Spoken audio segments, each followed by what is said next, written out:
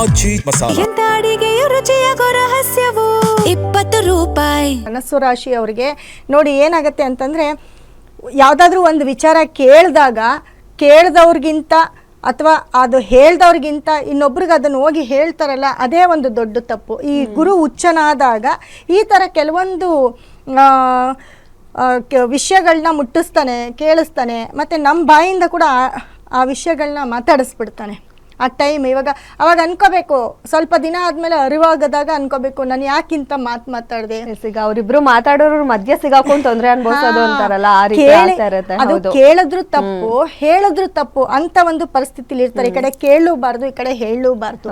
ಅವಾಗ ಇವರು ಚೆನ್ನಾಗಿರ್ತಾರೆ, ಹೇಳೋರ ಹತ್ರನೂ ಅವರು ಚೆನ್ನಾಗಿರ್ತಾರೆ. ಅದು ಎರಡನ್ನೂ ನಾವು ತಗೊಂಡಾಗ, ಗಣನೆಗೆ ತಗೊಂಡಾಗ ಎಲ್ಲ ಒಂದು ಕಡೆ ಅರಿವಾದಾಗ ಅಂದರೆ ತುಂಬ ಆ ಎಫೆಕ್ಟ್ ಬೀಳೋದು ಇವ್ರ ಮೇಲೇ. ಅದು ಧನಸ್ಸು ರಾಶಿಯವ್ರಿಗೆ ನೋಡಿ, ಈ ಒಂದೂವರೆ ವರ್ಷ ನಿಮ್ಮ ಟೈಮ್ ತುಂಬ ಬ್ಯಾಡ್ ಅಂತ ಹೇಳ್ಬೋದು. ಯಾಕೆ ಅಂತ ಧನಸ್ಸು ರಾಶಿಯವ್ರಿಗೆ 8ನೇ ಮನೆಯಲ್ಲಿ ಸೂರ್ಯ, ಗುರುವಿನೊಟ್ಟಿಗೆ 8ನೇ ಮನೆಯಲ್ಲಿ ಸೂರ್ಯ ಬಂದಿರೋದ್ರಿಂದ ಅದು ಹೇಳ್ತೀನಿ ಕೇಳಿ. ಕೋರ್ಟ್ ಕೇಸ್ ಪ್ರಾಬ್ಲಮ್ ಏನಾದರೂ ಇದ್ದರೆ ಧನಸ್ಸು ರಾಶಿ ಅವ್ರಿಗೆ ಹೆಚ್ಚಾಗ್ತಾ ಹೋಗುತ್ತೆ. ಅಥವಾ ಸರ್ಕಾರಿ ಕೆಲಸದಲ್ಲಿದ್ದರೆ ಅವ್ರಿಗೂ ಕೂಡ ತುಂಬ ತೊಂದರೆಗಳಾಗುವಂಥದ್ದು, ಗೌರ್ಮೆಂಟ್ ಜಾಬಲ್ಲಿರೋರಿಗೆ ರೈಡ್ಗಳಾಗ್ತಕ್ಕಂಥದ್ದು. ಮತ್ತು ಎಲ್ಲೋ ಒಂದು ಕಡೆ ಧನಸ್ಸು ರಾಶಿಯವರು, ಶುಕ್ರ ಕೂಡ ಧನಸ್ಸು ರಾಶಿಗೆ 12ನೇ ಮನೆಗೆ ಬರ್ತಾನೆ. ಸತತ ಈ 3 ತಿಂಗಳು ತುಂಬಾ ನೋವನ್ನು ಅನುಭವಿಸ್ತೀರ ಧನಸ್ಸು ರಾಶಿಯವರು. ವೈಯಕ್ತಿಕವಾಗಿ ಸಮಾಧಾನಕರವಾಗಿ ಇರೋದಿಲ್ಲ. ನೋಡಿ, ಇವಾಗ ಗುರು ಚೆನ್ನಾಗಿದ್ದ, ಸಪ್ತಮದಲ್ಲಿ ಗುರು ಇದ್ದ, 3ನೇ ಮನೆಯಲ್ಲಿ ರಾಹು, 4ನೇ ಮನೆಯಲ್ಲಿ ಶನಿ, 2ನೇ ಮನೆಯವನು, 3ನೇ ಮನೆಯವನು, 4ನೇ ಮನೆಯಲ್ಲಿ ಶನಿ ಇರೋದಕ್ಕೆ, ಗುರು 7ನೇ ಮನೇಲಿ ಇರೋದಕ್ಕೆ ಮನೆ ತೊಗೊಳ್ಳೋದು, ಮನೆ ಕಟ್ಟೋದು, ಕಾರ್ ತೊಗೊಳ್ಳೋದು, ಅಥವಾ ಕೆಲಸದಲ್ಲಿ ಇಂಪ್ರೂವ್ಮೆಂಟ್ ಆಗೋದು, ಬಿಸ್ನೆಸ್ ಡೆವಲಪ್ಮೆಂಟ್ ಮಾಡ್ಕೊಳ್ಳೋದು, ಇದೆಲ್ಲವೂ ಮಾಡ್ಕೊಂಡಿದ್ದೀರ ಧನಸ್ಸು ರಾಶಿಯವ್ರಿಗೆ. ಯಾಕಂದರೆ ತುಂಬ ಚೆನ್ನಾಗಿತ್ತು. ಗುರು ಯಾವಾಗ ನಿಮಗೆ ಮಿಥುನ ರಾಶಿಯಿಂದ ಕಟಕ ರಾಶಿಗೆ ಬಂದ, ಆವಾಗ ನಿಮ್ಮ ಟೈಮು ಸ್ಟಾರ್ಟ್ ಆಯಿತು. ಎಲ್ಲಿಂದ ಸ್ಟಾರ್ಟ್ ಆಗುತ್ತೆ ಅಂತಂದರೆ ನಿಮ್ಮ ಮಾತಿನಿಂದ. ಫಸ್ಟ್ಗೆ ನಿಮ್ಮ ಮಾತು ಯಾರಿಗಾದ್ರೂ ಕಹಿ ಆಗೋದಲ್ಲ.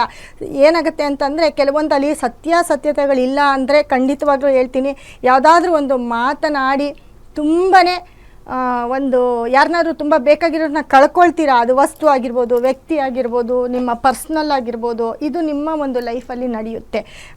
ಅದಕ್ಕಾಗಿ ಏನು ಹೇಳ್ತೀನಿ, ತಾತ್ಕಾಲಿಕ ನಿಮ್ಗೆ ಯಾವುದು ಬೇಡ, ಪರ್ಮನೆಂಟ್ ಯಾವುದಿದ್ರೆ ಅದರ ಹಿಂದೆ ಹೋಗಿ ಹೊರತು ತಾತ್ಕಾಲಿಕವಾಗಿ ಯಾರೇ ನಿಮ್ಮ ಲೈಫಲ್ಲಿ ಬರಲಿ, ಅಥವಾ ನಿಮ್ಮ ಜೊತೆ ಫ್ರೆಂಡ್ಶಿಪ್ ಮಾಡ್ಕೊಳ್ಳಿ, ನಿಮ್ಮ ಸಂಸ್ಥೆಗೆ ಬರಲಿ, ನಿಮ್ಮ ಕಂಪ್ನಿಗೆ ಬರಲಿ, ಕೆಲಸಕ್ಕೆ ಬರಲಿ, ಆದರೂ ಅವ್ರನ್ನ ಅಷ್ಟೊಂದು ಗಣನೆಗೆ ತೊಗೊಳ್ಬಾರ್ದು. ಅದರಿಂದ ಲೈಫ್ ಹಾಳಾಗೋದು ಅವ್ರದ್ದಲ್ಲ, ನಿಮ್ಮದು. ಇದು ತುಂಬ, ಯಾಕಂದರೆ ಗುರು ಹುಚ್ಚನಾದಾಗ ಈ ರೀತಿ ಆಡಿಸ್ತಾನೆ. ಒಂಥರ ಹುಚ್ಚನ ಒಂದು ಭಾವ. ಅಂದರೆ ಏನಾದರೂ ಮಾತಿನ ಮೇಲೆ ಕಡಿವಾಣ ಇರಬೇಕು.